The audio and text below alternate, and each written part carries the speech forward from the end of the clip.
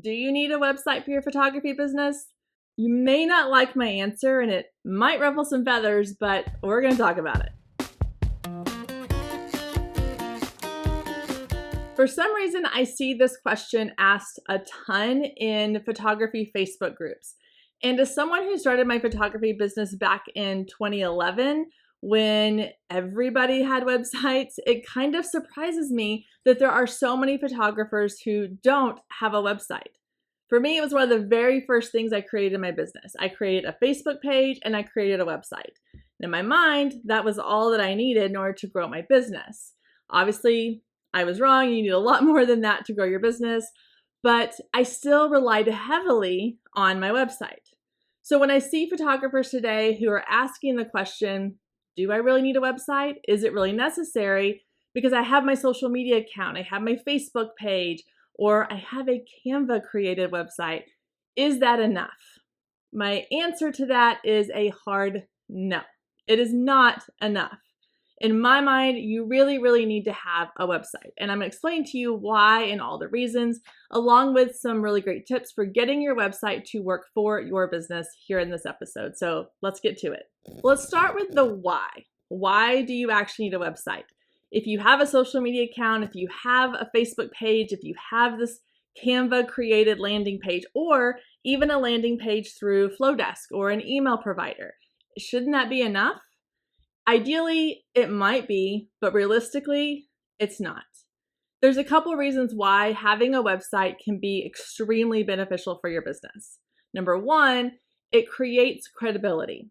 People want to know when they're hiring a photographer. Unfortunately, there's been a lot of bad apples out there that have ruined it for the rest of us. People want to know that they can trust the person they're handing their hard-earned money over to. And so having a website adds to your credibility. It lets your potential clients know that you are a quote unquote legit photography business. Now, having a website does not make you legit, but it can help make you look more legitimate in the eyes of your potential clients.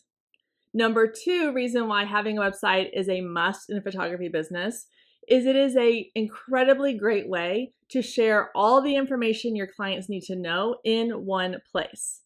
Instead of having them scroll through all your social media content, instead of asking them to go to the About section of your Facebook page, or instead of creating a random landing page in Canva that usually isn't tied to your actual domain, then you are asking them to go on a scavenger hunt for information, and they are going to bounce so fast.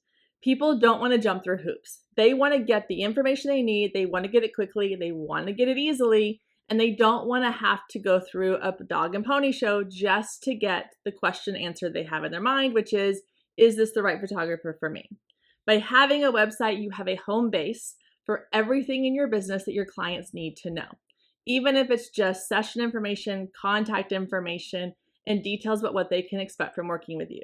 Obviously, if you have extra information like a blog or portfolio images on your website, that's helpful as well. But even just having a dedicated website that links to your photography domain is a really great way to give your home base, to give your photography business a home base for your clients to go to.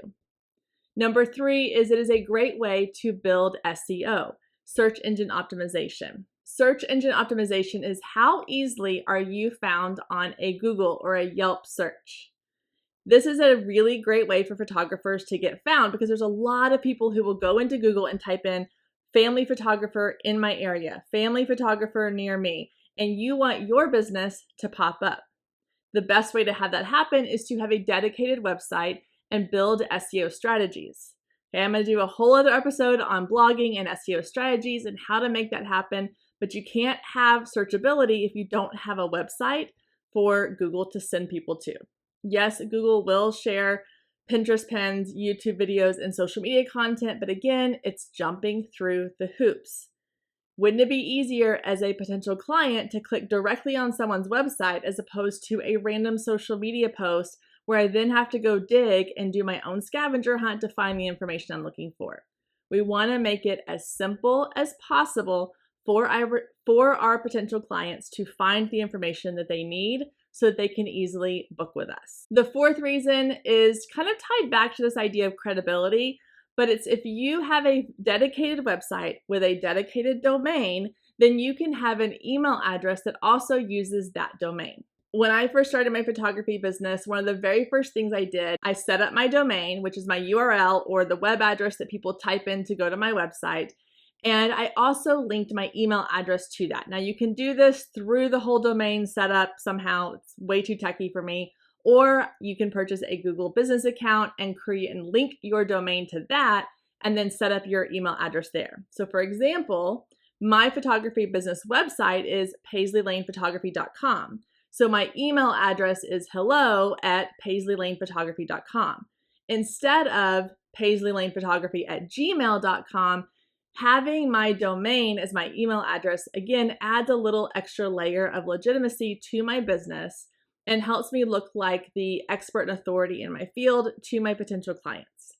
It might not seem like a huge thing, and yes, it's a little additional cost every month, and having a Gmail account is initially going to hurt you in the long run. However, again, because we've had those bad apples that have spoiled it for the rest of us, the more legitimate and the more authority you can show in your business, the more likely you are to build trust, and trust leads to future sales. Now that I've convinced you that you need to have a website for your photography business, let's talk about what to include in that website, the bare minimum you need to have in order to make your website work for you and help you get new clients.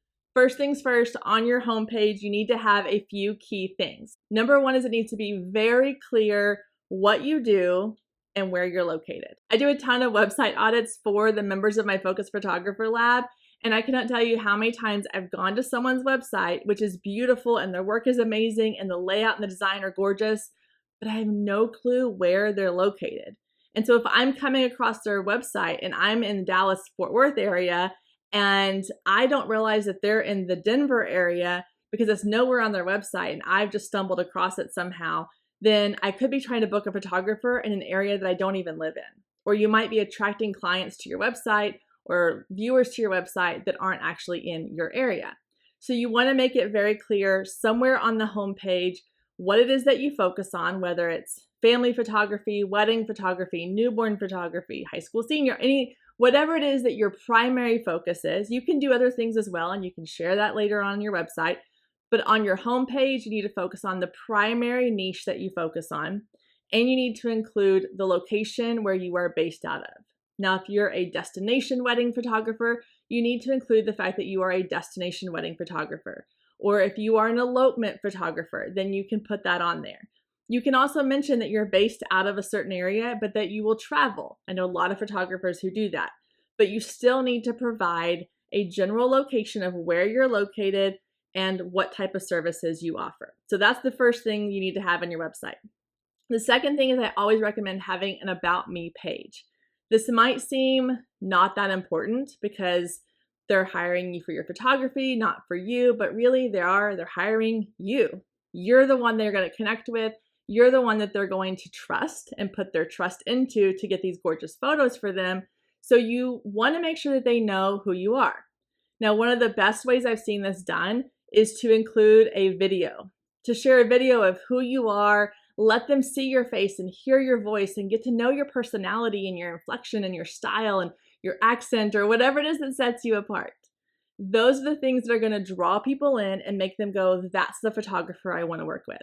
If I'm looking at two separate About Me pages from two photographers who are both amazing, and one of them I feel way more connected to because I've seen a video or I feel like I have things in common with them because they went really detailed into who they are outside of photography, versus the other one that just shares that they love photography, a very traditional headshot, and not a whole lot of information, I'm going to be going with the first one every single time. It's all about building connection. And when you have a very short window of time to do that, one of the best ways to do it is through video. But if you don't want to do a video, include multiple photos of you, not just traditional headshots, but photos of you with your kids or photos of you out taking photos of other families or other clients, or funny photos that show off your personality or your pets if you want to. Things that are going to help you connect with your audience. And like I said, we don't want to just tell people that we love photography. That should be obvious because you have a photography business. We want them to know things about us outside of what we do for our business.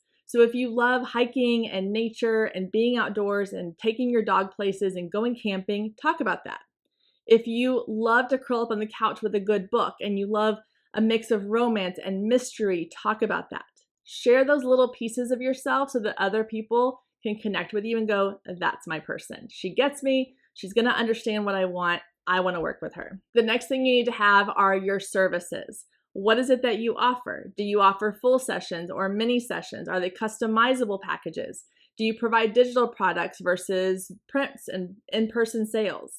Let them know the basics of what they can expect from working with you and the types of sessions they can book you for.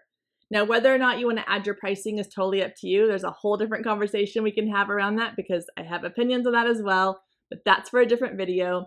You want to at least have the bare minimum of what they can expect from working with you and what your session styles or session types are available to them. And then last but not least, you have to have a contact form. Ideally, you want to have a form they can fill out right there on the website. Most website providers have this available. You can add in a contact form, or if you have a client management system like HoneyBook, you can link your HoneyBook contact form and it goes directly into your HoneyBook account.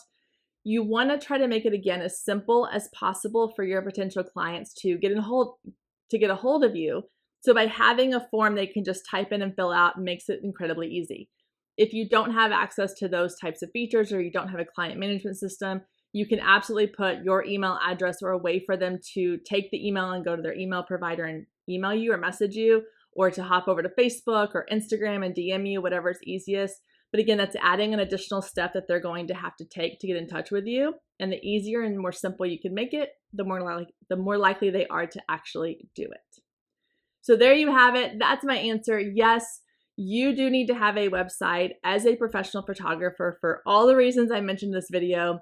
Hopefully that helps get you started. If you already have a website up and running, but maybe you've neglected it, this is your reminder to go and update it, or make sure it has all the things that you need to be attracting the right people and converting them into not just viewers, but actual paying clients. If you found this video helpful, let me know down in the comments, send it to a friend, share it to your social media, and of course, don't forget to click subscribe and that little bell so you get notified when new videos go live. Thank you for being here.